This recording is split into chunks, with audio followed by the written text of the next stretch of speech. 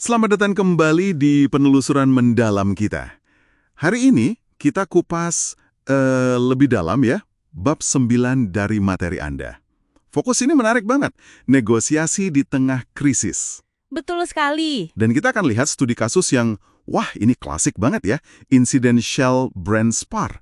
Kayaknya banyak pelajaran penting nih buat kita semua. Iya bener banget. Krisis itu kan bukan soal kalau terjadi, tapi lebih ke kapan gitu ya. Nah, kasus Brand Spar ini nunjukin jelas banget gimana sih dampaknya kalau gagal kelola krisis.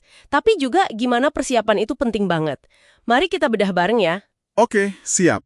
Nah, mari kita mulai dari awal kejadiannya deh. Shell ini kan punya rencana teknis ya, udah dipikirin matang-matang, bahkan udah disetujui pemerintah Inggris juga, studi bertahun-tahun katanya. Iya betul. Rencananya mau menenggelamkan anjungan minyak tua, Brand Spar, di laut dalam. Ya, kedengarannya logis lah ya secara teknis. Di sinilah krusialnya. Dan mungkin kesalahan pertama Shell ya, dalam membaca situasi ini juga disorot di materi bab 9 itu, Greenpeace ngelihatnya beda banget. Oh, beda gimana tuh? Buat mereka, ini bukan soal teknis buang limbah aja, tapi ini jadi isu simbolis yang kuat. Lautan itu bukan tempat sampah raksasa. Gitu intinya. Mereka langsung, wah, bikin kampanye media yang cerdas banget, visualnya kuat. Dan mereka berhasil ngebentuk narasi sesuai kemauan mereka. Sementara Shell, ya itu, kayaknya agak gagap ya, kejebak di argumen teknis melulu. Greenpeace udah menang di opini publik Eropa. Jadi Shell ini gagal mendiagnosis isu sebenarnya di mata publik ya. Terus di materi Anda juga disebut pendekatan putuskan umumkan bela diri atau DAD. Nah ini gimana nih kaitannya sama Brand Spar? Itu dia, itu kesalahan fatal kedua menurut saya. Dengan pendekatan DAD itu, Shell ambil keputusan internal dulu, terus diumumin, baru deh siap-siap ngebela diri kalau ada yang nyerang. Oke. Mereka nggak bangun koalisi dulu, nggak cari dukungan dulu dari pihak-pihak lain sebelumnya.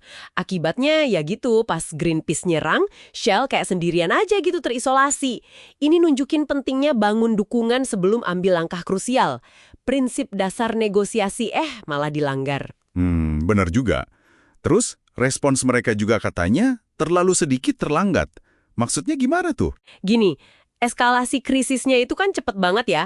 Nah, tindakan komunikasi atau klarifikasi teknis dari Shell yang mungkin kalau dilakuin di hari pertama masih ngefake gitu ya. Pas udah hari ketiga atau kelima, udah nggak relevan lagi. Wah, udah keburu rame ya. Iya, opini publik udah keburu negatif.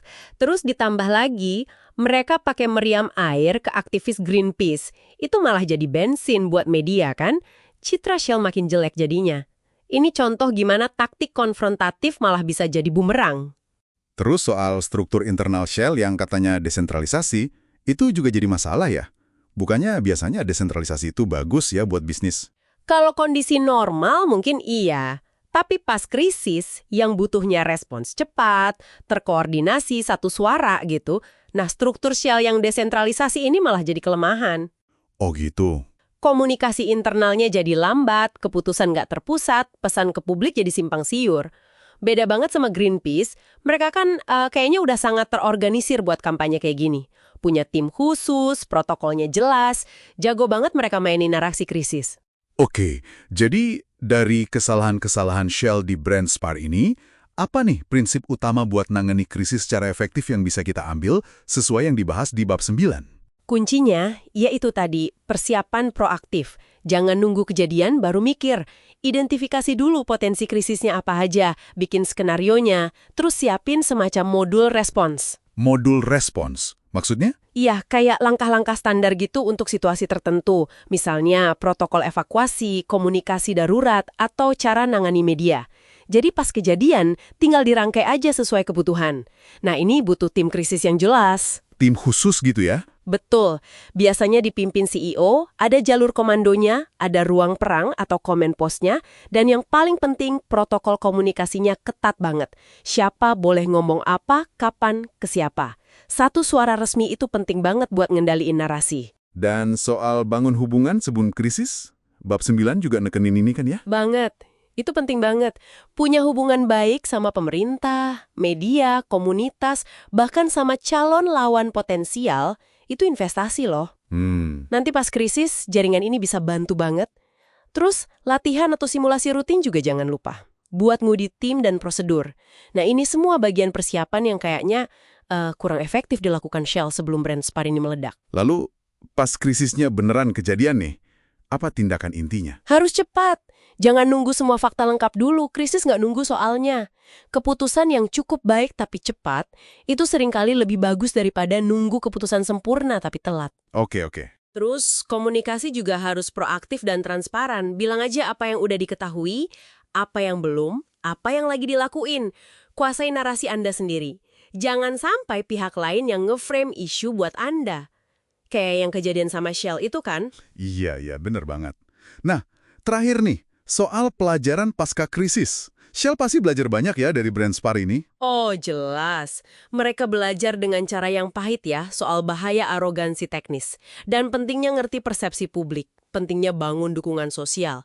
Nggak cukup cuma ngandelin data ilmiah aja. Jadi, evaluasi setelahnya itu penting ya? Penting banget proses tinjauan pasca krisis. Apa yang berhasil, apa yang gagal, kenapa. Itu penting buat perbarui prosedur, buat latih orang lagi, biar organisasinya makin tangguh ke depannya. Jadi, jelas banget ya dari kasus brand Spar di bab 9 ini, negosiasi krisis itu jauh lebih luas dari sekedar tawar-menawar pas genting. Ini soal kesiapan menyeluruh, strukturnya, prosesnya, komunikasinya, kemampuan baca situasi, dan juga fondasi hubungan yang dibangun jauh-jauh hari. Semoga bahasan ini kasih Anda wawasan praktis ya. Mungkin sebagai penutup ya, ada satu hal lagi buat direnungkan nih. Daripada cuma fokus gimana merespons pas krisis terjadi, gimana kalau organisasi itu secara proaktif membangun ketahanan dan kepercayaan di masa tenang? Menarik tuh. Iya, mungkin ini pergeseran fokus yang perlu ya, biar nanti kalau ada masa sulit, negosiasinya bukan cuma soal membatasi kerusakan, tapi benar-benar bisa cari solusi bareng yang lebih berkelanjutan gitu.